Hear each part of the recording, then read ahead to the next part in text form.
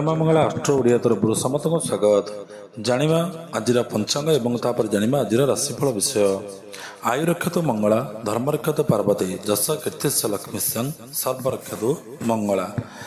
ଓଂ ନୀଳାଞ୍ଜନ ସମାଭାସଂ ରବିପୁତ୍ରଂ ୟମାଗ୍ରଜଂ, ଛାୟା ମାର୍ତ୍ତଣ୍ଡ ସମ୍ବୋଧଂ ତଂ ନମାମି ଶନିଶ୍ଚରମ୍। ମା ମଙ୍ଗଳା ପ୍ରଭୁ ଶନିଦେବ ସମସ୍ତଙ୍କର ମଙ୍ଗଳ ବିଧାନ କରନ୍ତୁ।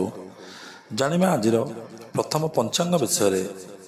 କାର୍ତ୍ତିକ ମାସ ଶୁକ୍ଳପକ୍ଷ ଆଜି ଶ୍ରୀ ଶ୍ରୀ ମହାପ୍ରଭୁଙ୍କର ରାଜରାଜେଶ୍ୱର ବେଶ, ରାହସ କାର୍ତ୍ତିକ ପୂର୍ଣ୍ଣିମା, ଅଲଭ୍ୟ କାର୍ତ୍ତିକ ସ୍ନାନ, ବୋଇତ ବନ୍ଦାଣ, ଶ୍ରୀକ୍ଷେତ୍ର ପଞ୍ଚତୀର୍ଥେ ଅଲଭ୍ୟ ସ୍ନାନ, ବାଲିଯାତ୍ରା, ଶ୍ରୀ କାର୍ତ୍ତିକେଶ୍ୱର ପୂଜା, ଗୁରୁ ନାନକ ଜୟନ୍ତୀ। ଆଜି ଶୁକ୍ରବାର, ଇଂରାଜୀରେ ନଭେମ୍ବର ମାସ 15 ତାରିଖ 2024 ମସିହା, ତୁଳା 30 ଦିନ।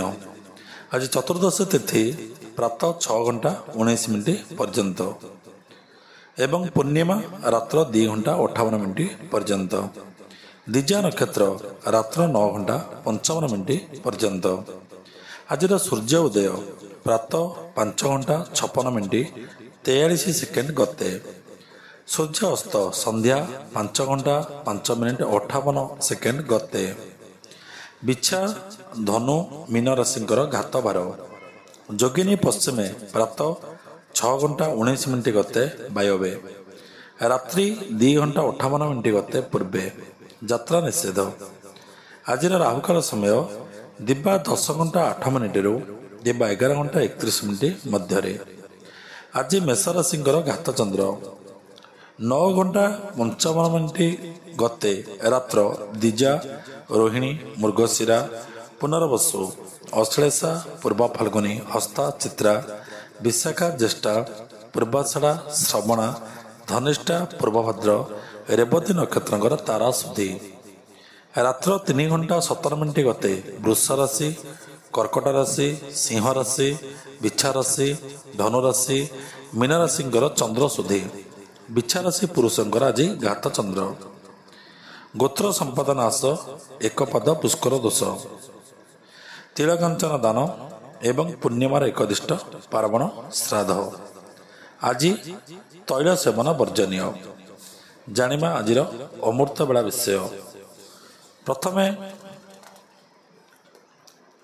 ଆଜି ଦିନ 1 ଘଣ୍ଟା, ଦିନ 8:55 ଗତେ, ଅର୍ଥାତ୍ ଭୋରୁ ଦିନ 8:55 ଗତେ ଏବଂ ଦିନ 10:24 ମଧ୍ୟରେ। ଦିନ 11:09 ଗତେ, ରାତ୍ର 9:55 ମଧ୍ୟରେ। 8:55 ଗତେ, ଦିନ 10:24 ମଧ୍ୟରେ। ମହେନ୍ଦ୍ର ବେଳା ଦିନ 3:36 ଗତେ, ସନ୍ଧ୍ୟା 5:06 ମଧ୍ୟରେ। ରାତ୍ର 12:49 ଗତେ, ରାତ୍ର 1:40 ମଧ୍ୟରେ। ଜାଣିବା ଆଜିର ରାଶିଫଳ ବିଷୟ। କେଉଁ ରାଶିରେ କେମିତି ଅଛି, କିପରି ଅଛି, ଆସନ୍ତୁ ବିଚାର କରିବା। ମେଷ ରାଶିର ବ୍ୟକ୍ତିବିଶେଷଙ୍କ ପାଇଁ ଆଜି ଦିନଟି କିପରି ଭାବେ କଟିବ। ବ୍ୟବସାୟ କ୍ଷେତ୍ରରେ ଉନ୍ନତି ପରିଲକ୍ଷିତ ହେବ। ସୁଖ ଶାନ୍ତି ଆଜି ବୃଦ୍ଧି ପାଇବ। ବନ୍ଧୁମାନଙ୍କ ସହଯୋଗ ପାଇବେ। ଅଭାବ ଆଜି ଦୂର ହେବ। ମହିଳାମାନେ ପ୍ରିୟଜନଙ୍କ ସହିତ ସୁଖରେ ସମୟ ଅତିବାହିତ କରିବେ।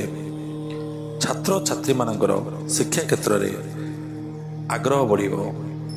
ତାପରେ ଜାଣିବା ବୃଷ ରାଶିର ବ୍ୟକ୍ତିବିଶେଷଙ୍କ ପାଇଁ ଆଜି ଦିନଟି କିପରି ଭାବେ କଟିବ। କର୍ମକ୍ଷେତ୍ରରେ ବ୍ୟବସାୟରେ ସାମାନ୍ୟ ସଫଳତା ମିଳିବାର ସମ୍ଭାବନା ଅଛି। ନୂତନ ବସ୍ତ୍ର ଆଜି ଲାଭର ସମ୍ଭାବନା। ପାରିବାରିକ ଶାନ୍ତି ଆଜି ମିଳିବ। ମହିଳାମାନେ ଧର୍ମପରାୟଣ ହେବେ। ଛାତ୍ରଛାତ୍ରୀମାନେ ଶିକ୍ଷା କ୍ଷେତ୍ରରେ ଆଗ୍ରହୀ ହେବେ।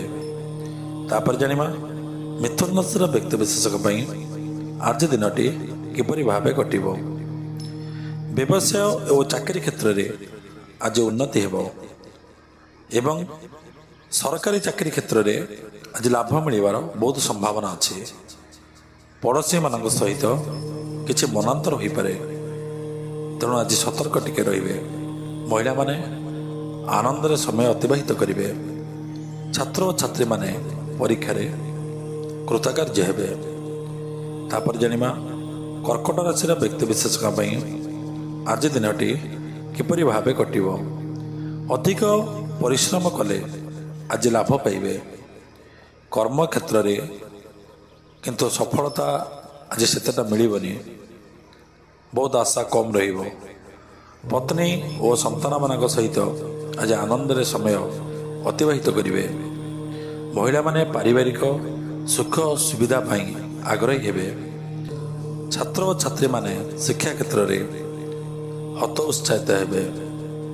ତାପରେ ଜାଣିବା ସିଂହ ରାଶିର ବ୍ୟକ୍ତିବିଶେଷଙ୍କ ପାଇଁ ଆଜି ଦିନଟି କିପରି ଭାବେ କଟିବ। ବ୍ୟବସାୟରେ ବାଧା ସୃଷ୍ଟି ହେବ। ଶତ୍ରୁମାନେ ଆଜି ଅଧିକ ହଇରାଣ କରିବେ। ଶାରୀରିକ ଅସୁସ୍ଥତା ଦେଖାଯିବ ଏବଂ ମହିଳାମାନେ ଚିନ୍ତାଗ୍ରସ୍ତ ହୋଇ ସମୟ କଟାଇବେ ଏବଂ ମାନସିକ ଅଶାନ୍ତି ମଧ୍ୟ ଆଜି ବୃଦ୍ଧି ପାଇବ। ଛାତ୍ରଛାତ୍ରୀମାନେ ପରୀକ୍ଷାରେ କୃତକାର୍ଯ୍ୟ ହେବାର ଆଶା ବହୁତ କମ୍। ତାପରେ ଜାଣିବା କନ୍ୟା ରାଶିର ବ୍ୟକ୍ତିବିଶେଷଙ୍କ ପାଇଁ ଆଜି ଦିନଟି କିପରି ଭାବେ କଟିବ। ଚାକିରୀ କ୍ଷେତ୍ରରେ ପଦୋନ୍ନତି ହୋଇପାରେ। ବ୍ୟବସାୟରେ ଲାଭ ହେବ। ସାମାଜିକ ପ୍ରତିଷ୍ଠା ବୃଦ୍ଧି ପାଇବ। ବନ୍ଧୁ ସହଯୋଗ ଆଜି ପ୍ରାପ୍ତ ହେବ। ଗୃହରେ କୌଣସି ଶୁଭ କାର୍ଯ୍ୟ ହେବାର ସମ୍ଭାବନା ଅଛି। ମହିଳାମାନେ ଧର୍ମପରାୟଣ ହେବେ। ଛାତ୍ର ଓ ଛାତ୍ରୀମାନେ ସଫଳତା ଲାଭ କରିବେ। ତାପରେ ଜାଣିବା ତୁଳା ରାଶିର ବ୍ୟକ୍ତିବିଶେଷଙ୍କ ପାଇଁ ଆଜି ଦିନଟି କିପରି ଭାବେ କଟିବ। କର୍ମକ୍ଷେତ୍ରରେ ଉନ୍ନତି ହେବ। ସାହସିକ ପଦକ୍ଷେପ ନେବାର ଆଜି ସମ୍ଭାବନା ଅଛି। ପାରିବାରିକ ସୁଖ ଆଜି ମଧ୍ୟ ମିଳିବ, କିନ୍ତୁ ଧନ ହାନି ହେବାର ସମ୍ଭାବନା ଅଛି। ଆଜି ଦୂରଯାତ୍ରା କରନ୍ତୁ ନାହିଁ, ସତର୍କ ରହିବେ। ମହିଳାମାନେ ଚିନ୍ତାରେ ରହିବେ। ଛାତ୍ରଛାତ୍ରୀମାନେ ସଫଳତା ଲାଭ କରିବେ। ତାପରେ ଜାଣିବା ବିଛା ରାଶିର ବ୍ୟକ୍ତିବିଶେଷଙ୍କ ପାଇଁ ଆଜି ଦିନଟି କିପରି ଭାବେ କଟିବ। କର୍ମକ୍ଷେତ୍ରରେ ଅଶାନ୍ତି ଦେଖାଯିବ। ଅର୍ଥ ଅଭାବର ସମ୍ଭାବନା ଅଛି। ଆୟ ଅପେକ୍ଷା ଆଜି ବ୍ୟୟ ଅଧିକ ହେବ। କିଛି ଠକାମିରେ ପଡ଼ିଯାଇପାରନ୍ତି। ମହିଳାମାନେ ଶାରୀରିକ ଅସୁସ୍ଥତା ଆଜି ଭୋଗ କରିବେ। ଛାତ୍ରଛାତ୍ରୀମାନେ ଚିନ୍ତାରେ ରହି ଆଜି କିଛି ସମୟ କଟାଇବେ। ତାପରେ ଜାଣିବା ଧନୁରାଶିର ବ୍ୟକ୍ତିବିଶେଷଙ୍କ ପାଇଁ ଆଜି ଦିନଟି କିପରି ଭାବେ କଟିବ। ବ୍ୟବସାୟରେ କ୍ଷତିର ସମ୍ଭାବନା ଅଛି। ଶତ୍ରୁ ବୃଦ୍ଧି ପାଇବେ। ପାରିବାରିକ ଅଶାନ୍ତି ଦେଖାଯିବ। ନିଜର ପ୍ରିୟ ଲୋକଙ୍କଠାରୁ ତିରସ୍କାର କିଛି ସହିପାରନ୍ତି। ମହିଳାମାନେ ଚିନ୍ତିତ ରହିବେ।